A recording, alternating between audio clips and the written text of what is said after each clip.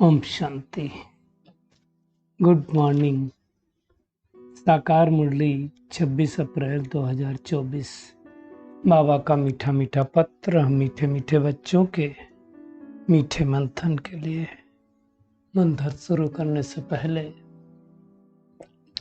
प्रेम के सागर से बाबा की प्रेम भरी किरणों के नीचे बैठ जाते हैं और अनुभव करते हैं कि मैं प्रेम स्वरूप आत्मा हूँ।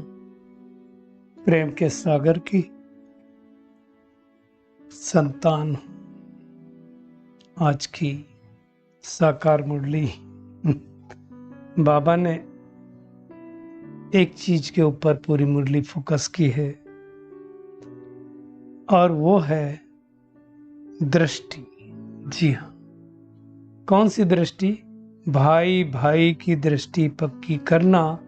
ये बाबा कहता है सबसे ऊंची सब्जेक्ट है। अक्सर करके बाबा योग की सब्जेक्ट को ऊंचा बताता है। आज बाबा बोल रहा है भाई भाई की दृष्टि। वैसे देखा जाए तो जब हम योग करते हैं जिसकी भाई भाई की दृष्टि नहीं पक्की होगी उसका योग लगेगा नहीं। मतलब जब तक हमारा आत्म भाव नहीं होगा तब तक योग कहाँ से लग सकता है? तो सबसे पहले जो दृष्टि पक्की करनी है हमें भाई भाई की दृष्टि पक्की करनी, अर्थात मैं आत्मा भाई हूँ, ये दृष्टि पक्की करनी है। ये बड़ी बात है। तो उसके बारे में ही बाबा फोकस करा रहा है। अब भाई भाई की दृष्टि पक्की करना मतलब क्या हुआ कि हमें पुरुष का भान और स्त्री का भान भी खत्म हो जाए। ये छोटी मोटी बात नहीं है, क्योंकि हमारा ये आत्म भाव ही पूरा नहीं होता है। आप देखो, कोई पुरुष है तो उसको पुरुष का भान हमेशा रहता है, कोई स्त्री है तो उसको स्त्री का भान हमेशा रहता है। आप कहीं भी आपका नाम पुकारा जाए, अब आप देखो नाम जो पड़ता है वो हमारे मेल या फीमेल के जेंडर से ही पड़ता है ना। अब आप देखो, मान लो मेरा नाम प्रमोद भाई है। अब मैं दुनिया में किसी कोने में जाऊं, अगर प्रमोद भाई पुकारा जाएगा, भले किसी दूसरे को पुकार रहा हो तो मेरे कान खड़े होंगे। इसी तरह किसी बहन का नाम कुछ है तो उसकी ये आत्मा की स्मृति नहीं है, वो शरीर से इतना पक्का हो गया। और शरीर नाम भी मेल फीमेल के आधार पे होते हैं। तो ये दृष्टि शरीर भान वाली हमारी द्वापर युग से इतनी पक्की हो गई। तो बाबा कहता है अब तुम ऐसे आत्म भान वाली दृष्टि पक्की करो।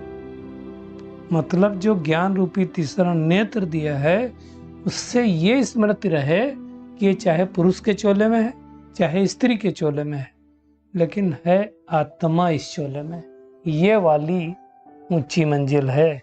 इसको ही करना तो मेहनत का काम है। ये तो भान जाता नहीं है। स्त्री को पुरुष को देखने की दृष्टि वृत्ति होती है, पुरुष की स्त्री को देखने की दृष्टि वृत्ति। उस भान से, उस स्वरूप से देखना ये देहभान है। इवन ये इतना सूक्ष्म, अगर ये भान रहे कि मैं पुरुष हूं मैं स्त्री हूं तो ये भी देहभान है।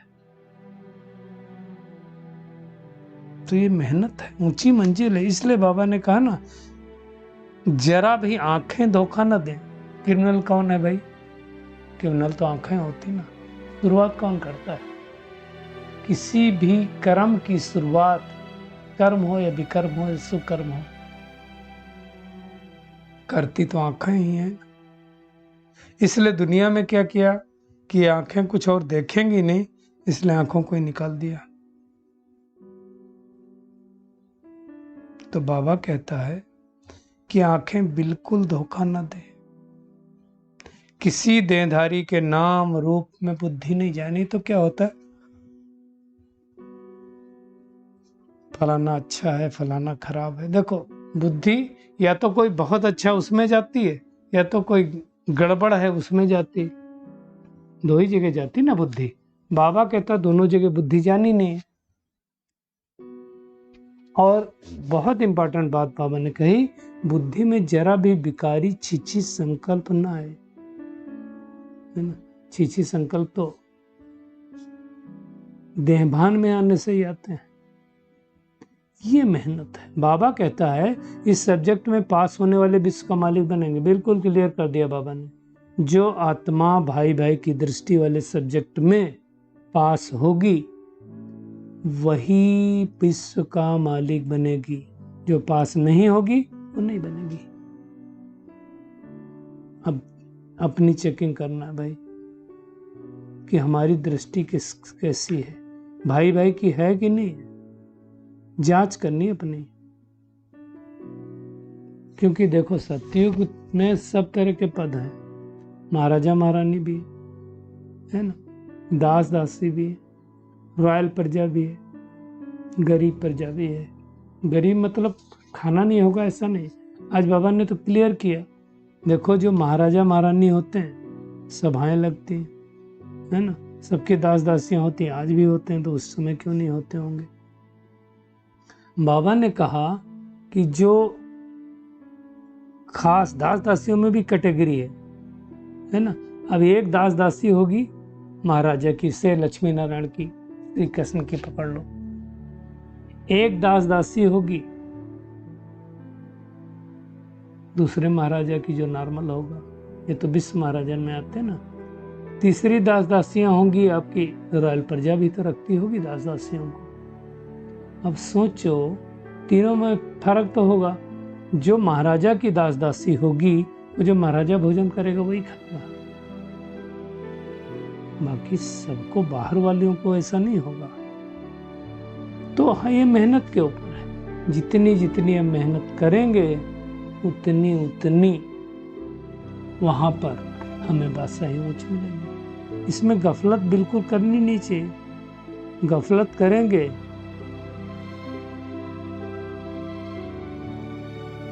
तो फिर गफलत में ही जाएंगे। देखिए बाबा ने स्पष्ट रूप से कहा हुआ है कि सतयुगी राजाई और सारे कल्प का जो राज भाग है ये किसके ऊपर डिपेंड करता है। उसके लिए बाबा ने कहा हुआ जिस आत्मा का मन बुद्धि अगर योग के समय इधर उधर भटकता है, बाबा ने स्पष्ट कहा उसे स्वर्ग की राजाई के लिए भी उतना ही भटकना पड़ता है। मतलब स्वर्ग की राजाई नहीं मिलेगी। भटकना पड़ना मतलब बहुत इंतजार करना पड़ेगा, कहीं लास्ट में थोड़ा कुछ मिलेगा। यानी कई जन्म लेने के बाद हो सकता हमको राजाई मिले। तो ये मेहनत की बात है। हमें मन बुद्धि को भटकाना नहीं, अपनी आंखों को सिविलाइज्ड बनाना है। क्रिमिनलाइज नहीं, सिविलाइज, है ना। तो देखो कर्म करना है। देखो कर्म नहीं करेंगे तो चलेगा नहीं, शरीर निर्वाह कर्म करना है, लेकिन इस बेहद की पढ़ाई को अच्छी रीत पढ़ना है। जितना पढ़ेंगे उतनी उन्नति होगी, है ना। तो हमें चेक करना है कि हम कौन सी पढ़ाई कर रहे हैं, हद की कर रहे हैं, बेहद की कर रहे हैं। अरे भाई दो युग तो हम हद में रहे, अब तो बेहद में आओ। बेहद का भगवान हमको पढ़ा रहा है ना। तो बाबा कहता है जितना पुरुषार्थ करेंगे उतना कल्प होगा और उतना ऊंच पद पाएंगे। तो हमें मेहनत करनी। बाबा ने कहा हर एक स्टूडेंट समझ सकता है कि हम कितना पढ़ाई करते हैं, कितना ऊंच पद पाएंगे, है ना। बाबा ने कहा कि दुनिया में जो इस समय हंगामा हो रहा है, मोस्टली हंगामा तो विकारों पर ही होता है ना। बाबा ने कहा ये दुनिया का विनाश होगा तो अपने आप ऑटोमेटिकली बंद हो जाएगा। फिर आधा कल्प बंद रहेगा, 2500 साल तक कोई हंगामा नहीं। दुनिया में बच्चे होते हैं किसी माँ बाप के, अगर एक लड़का एक लड़की हो तो वारिस लड़के को ही बनाते, मतलब जायदाद लड़के को मिलती है। बाबा कहता है मेरे पास जो आते हैं ना दोनों को जायदाद मिलती है। भले कहते हैं स्त्री को हाफ पार्टनर, लेकिन उसको आधा हिस्सा थोड़ी देते हैं। ये सब बातें बाबा अच्छी तरह से हमें समझा रहा है ना। कई लोग तो बाबा का हाथ छोड़ देते हैं। वो बच्चे जो बाबा कहते ब्लड से लिख के देते थे वो भी हाथ छोड़ के चले गए। कहते थे बाबा आप प्यार करो या ठुकराओ, हम कभी नहीं छोड़ेंगे। फिर भी चले गए, तो आश्चर्य बात, भागंती हो जाते हैं कई, है ना। लेकिन ये है कि कुछ ज्ञान लिया है तो कहीं कुछ ना कुछ तो मिल ही जाएगा। भगवान एक ही है, बेहद का बाप, जो गारंटी लेता है कि मैं तुमको साथ लेके जाऊंगा और ऐसी दुनिया में लेकर के जाऊंगा, ऐसी बाणी से परे लेके जाऊंगा जहाँ कोई आवाज नहीं, कोई चुरपुन नहीं। दुनिया में तो समझते हैं हम लीन हो जाएंगे, भगवान कहता है कभी लीन नहीं होते। आत्मा मिनिमम, उस दिन कहा था ना बाबा ने, कोई तो 4999 साल इस सृष्टि पर पाठ बजाएगा, कोई 4999 साल परमधाम में रहेगा, है ना। तो ये आत्मा के पाठ के ऊपर है।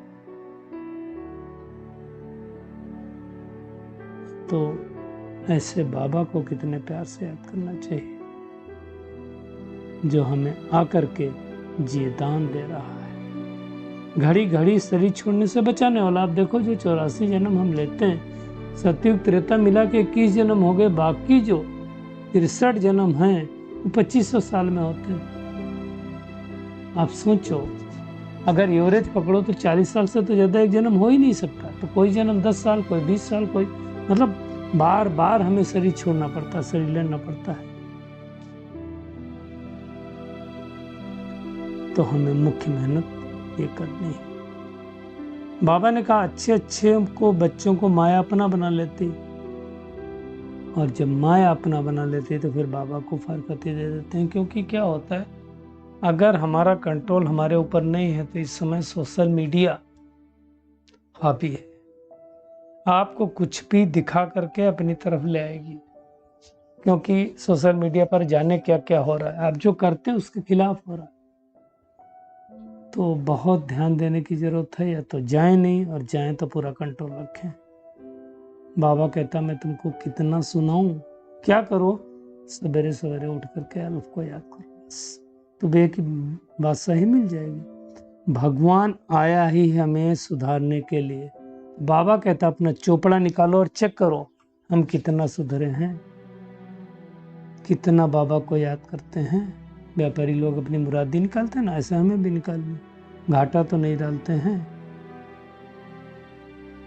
क्योंकि इस कल्प में घाटा पड़ेगा तो कल्पांतर घाटा पड़ता जाएगा, है ना। तो क्या करना है, बहुत मेहनत करनी है, नहीं तो माया खा जाएगी। दुनिया में कहते हैं ना, गज ने ग्राह को खाया, गज को ग्राह ने खाया। गज माने हाथी होता है और ग्राह माने मगरमच्छ। सोचो, हाथी इतना बड़ा और मगरमच्छ उसको खा गया। क्यों? जब गफलत करते हैं तो। बाबा ने एक और चीज समझाया कि कई बच्चे मुझे फारकती दे देते हैं, डाइवर्स भी दे देते हैं। फारकती बच्चे और बाप की होती है और डाइवर्स स्त्री और पति का होता है ना। तो हमारा साजन भी है, हमारा पिता भी है। तो कभी भी सल कोई बाबा को ना डाइवर्स दे ना फारकती दे, है ना। तो आज का होमवर्क क्या है? यही होमवर्क है कि हमें कुछ भी हो जाए, है ना, एक बाप की बताए गए रास्ते पर चलना है और भाई भाई की दृष्टि पक्की करनी है। बुद्धि में जरा भी इधर उधर के विचारना है। मनसा वाचा कर्मणा हमें पावन बनना है, किसी के नाम रूप में नहीं फंसना है। जैसे बाबा आया है हमें सुधार कर वापस ले जाने के लिए, बाबा वफादार है तो हमें भी ऐसे वफादार रहना है। आज का बाबा का वरदान है, सदा हल्के बन, बाप के नैनों में समाने वाले सहज योगी भव। बाबा कहता है संगम युग पर जो खुशियों की खान मिलती वो किसी युग में नहीं मिल सकती। तो चेक करें क्या हम उतना खुश रहते हैं? क्योंकि इस समय ही बापा और बच्चों का मिलन होता है। वर्षा क्या देता है? सोचो, इस समय जो वरदान देता है ना,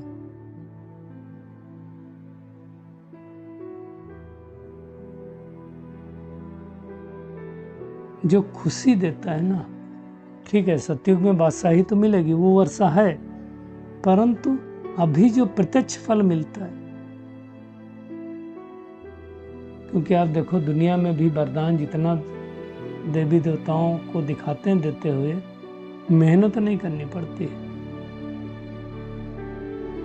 क्योंकि बाबा कहता है आपका टाइटल सहज योगी है ना, तो भगवान भी बच्चों की मेहनत नहीं देख सकता। आप देखो दुनिया में कोई भी माँ बाप अपने बच्चे को मेहनत करता हुआ नहीं देख सकता है, तो बाबा कहता है सारा बोझ बाप को दे दो और तुम हल्के हो जाओ कि भगवान तुमको नैनों पर बिठा करके ले जाए। बाबा कहता है बाप से स्नेह की निशानी है सदा हल्के बन, बाप की नजरों में सो जाना। यही निशानी, यही मेहनत है।